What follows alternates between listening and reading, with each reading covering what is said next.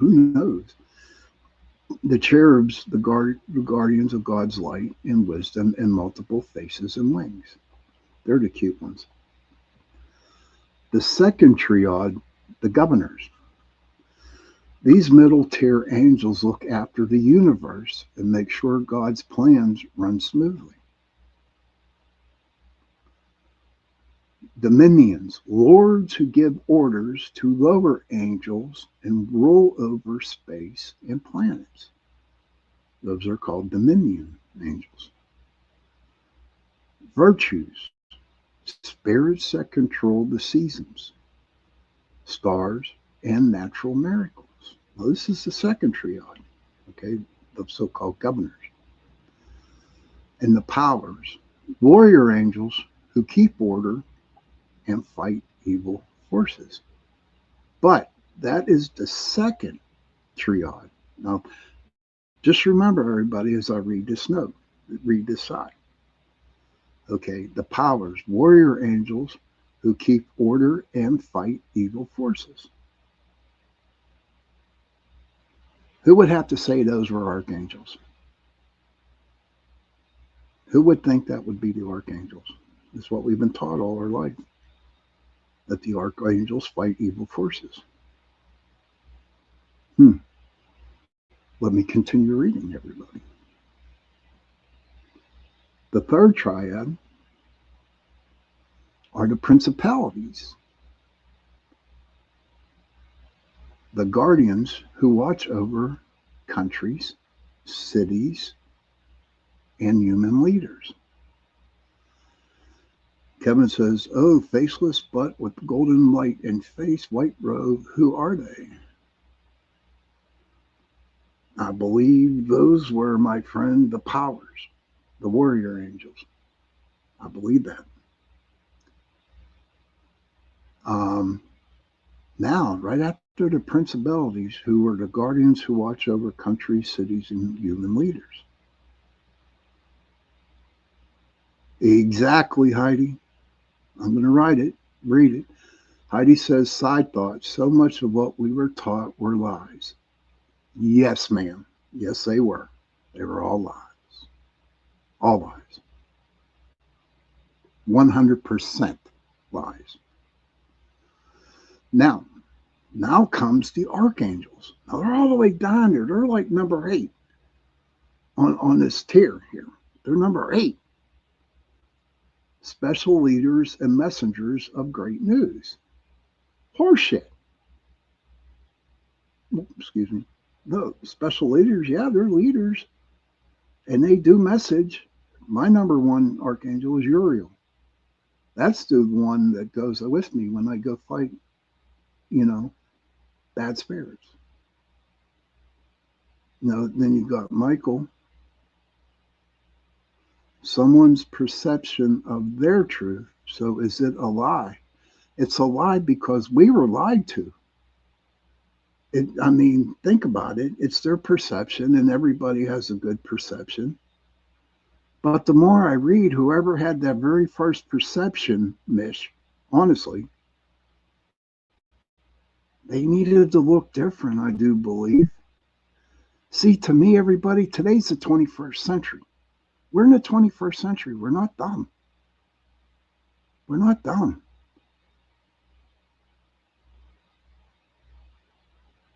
Oh, really? Okay, Kev, they're probably protecting you. But we're not dumb people. We know what's going on. We're thinking now. We're not back in the 1950s or 60s or 70s, what they drilled into our brains. We're starting to think, we're starting to see, and we're starting to feel what we are feeling.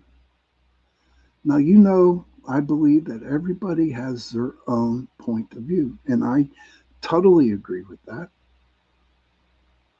And it's okay to disagree with that person and share your own thoughts of how you perceive it. Okay? But what I've been reading about all this stuff, I never heard of such stuff. I have never heard of these. I did not know there were, nine tiers of angels. Never knew about it. I mean, the only thing I came close to was at the beginning was the cherubs. I never knew about the seraphim. Never knew about them. So I started reading up on angels. And that's the truth. That is honestly the truth. Now, the archangels are special leaders and messengers of great news. And then you got the angels, the closest helpers and guardian angels assigned to everyday people. That's true. I like that, Kevin. Take what resonates and leave the rest. True. But I've been telling all my shows. Let me read that for you, buddy. The seraphim is the burning six-winged caretakers who sing praise around God's throne. Those are the seraphims. The ones that you're talking about, yeah, they have the one with wings. The ones that about the wheel covered in eyes, those are called the thrones. Those are the ones that have the eyeballs. The wings are the seraphim. And the cherubs are them cute little suckers that, that you see on pictures. But yes. Let me see here. Proxy says, I'd like to verify that Bible stories were written at such and such a time history, but how? I've been asking that question, Proxy, for a long time. How? Kevin has his own. You're welcome, Mish. Kevin has his own tribe of guides that each have their own powers, and some such are similar to archangels, etc. And I'm right there with you. I mean, if I run into something really like some powerful that I need help, I'll call on Uriel. And if it's really bad, then I'll call Michael and I'll call Gabriel. And I come to find out my birthday's in June, and my guard archangel is Zedekiel. That's whose mine is. Zadeikle. I think that's how you pronounce it. But I never use him. Or maybe he's around and I don't really see it. But I know Uriel, honest to gosh, Uriel, he's there. He's there. And he's always there. And what's crazy about Uriel, right, and me, if Uriel, and this is true, everything I'm telling you is true about my archangel, Uriel. If you want to know more about him, look him up. In fact, you know what? I'm going to do that for you guys right now. Okay.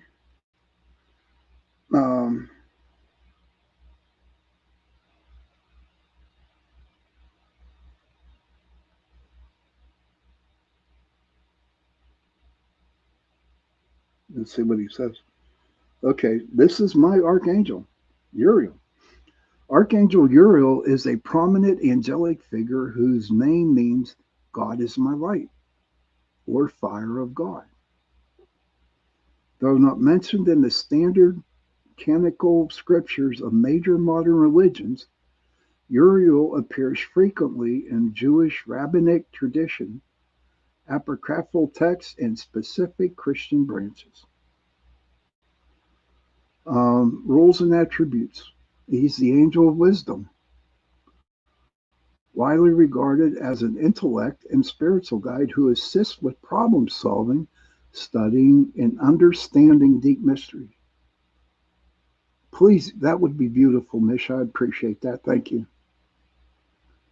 Okay, so he's the angel of wisdom. And their own names come to me as well. And that's understandable, Kevin. I mean, I have a story about Mother Earth that would blow you away. Symbolism. He's frequently depicted in religious arts holding an open book, a scroll, a fiery sword, or a flame representing the divine truth and illumination. And he's also the guardians of thresholds. Ancient legends place Uriel at the gate of the Garden of Eden with a flaming sword or task him with watching over thunder and the world's natural order. He's in the book of Enoch as a major celestial guide to the prophet Enoch explaining cosmic laws, heavenly bodies, and coming judgments. Is historical devotion honored within the Ethiopian Orthodox Tewahedo Church and recognized as an archangel in various Anglican and traditional Catholic streams. That's my guardian angel. Okay, but here's what I like, you know, and that's who he is. Thank you, Kevin. And that's mine. And he keeps me in mind. Mike Archangel, he's right here with me right now. He just popped up. He's right here. And how I know is that you get to, you know how you get goosebumps where your spidey senses start kicking in? Okay. Now I know when Uriel's around, and he's like right on top of me, man. He has all it's crazy. You just feels like so much energy is just all over me, man. It's crazy, man. It's really, really crazy. But Uriel goes and he helps me whenever I decide where I want to go off the beaten path. When I decide that I want to be a freaking human, okay? When I decide I want to be a human, he's there pulling my ass back on the path again in which I am supposed to be on. And Uriel does protect me, along with Lakota. Truth and integrity. Thank you, Mish. You are guided to be very honest with yourself and to be true to yourself in all of your activities and actions. Thank you, dear. Thank you for that. That is. You are guided to be very honest with yourself and to be true to yourself in all of your activities and actions. Thank you. Bingo. Yes. Yes. That made me feel good. I got nice little vibes off of that one. Thank you. I like that.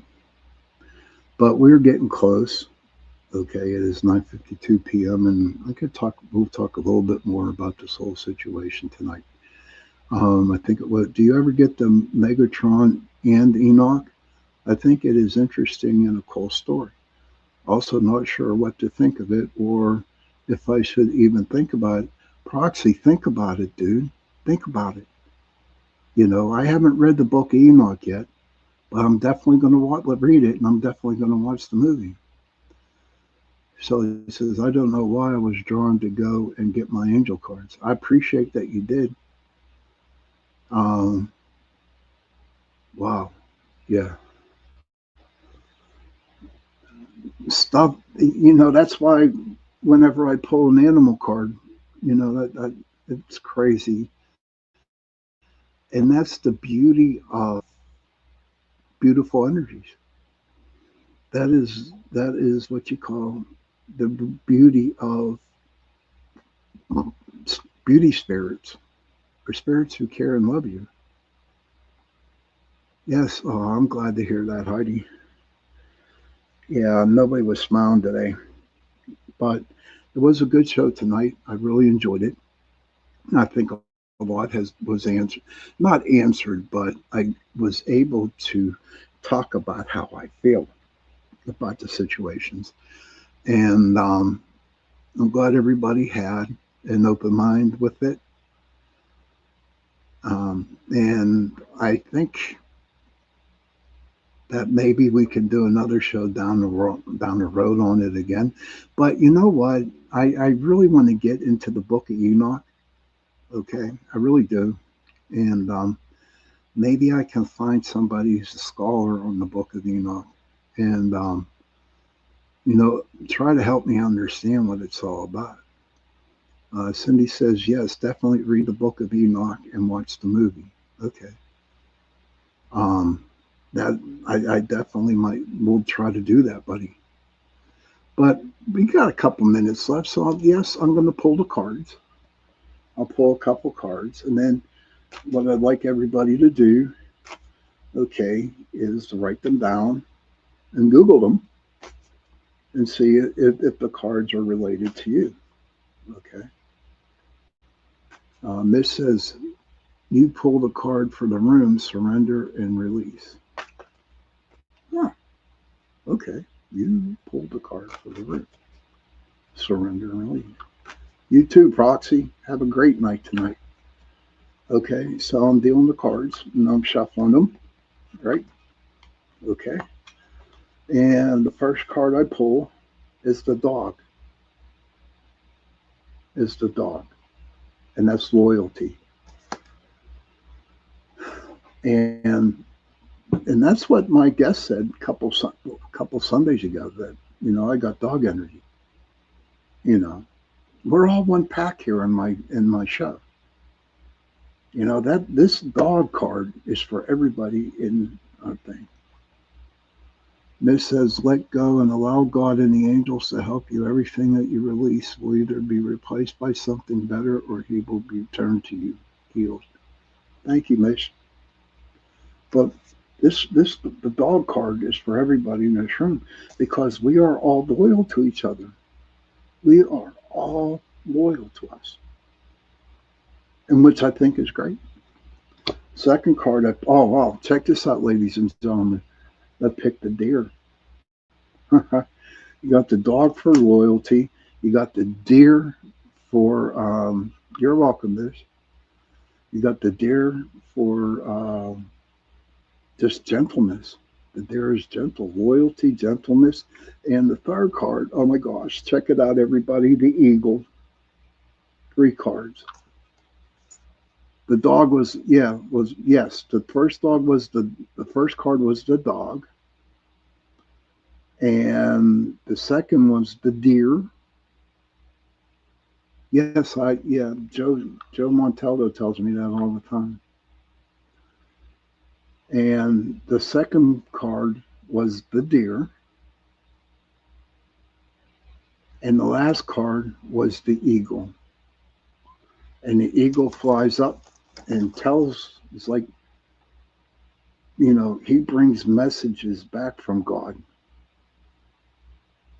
and tells you. I love those 3 cards. Those are the greatest 3 cards that, I have drawn. The dog. I like that, Mish. Dogs backwards is God. That's true.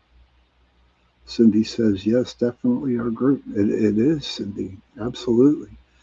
All 3 cards are pulled for everybody in here tonight, which I think is like totally awesome. God, greed, ELJAE, GAE. That's interesting. That's interesting. But we are getting close to the witching hour, everybody. I want to thank everybody for stopping in tonight and watching the show.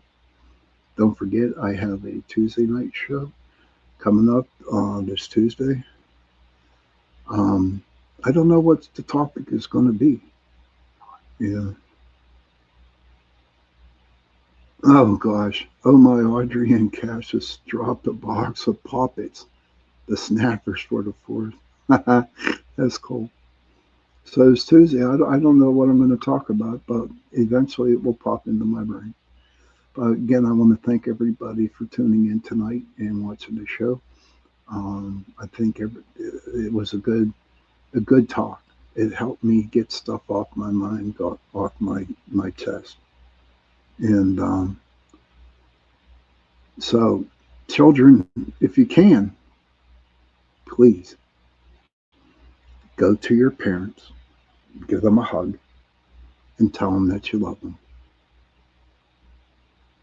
And parents, please go to your children, give them a hug, and tell them that you love them. And if you have no parents and you have no children, find someone, give them a hug, and tell them that you love them. Because those 3 words, I love you, go a long way. And please remember, protect the children. And on that note, good night, everybody. Have a nice Sunday night, and I will see you Tuesday. Stay safe and sweet.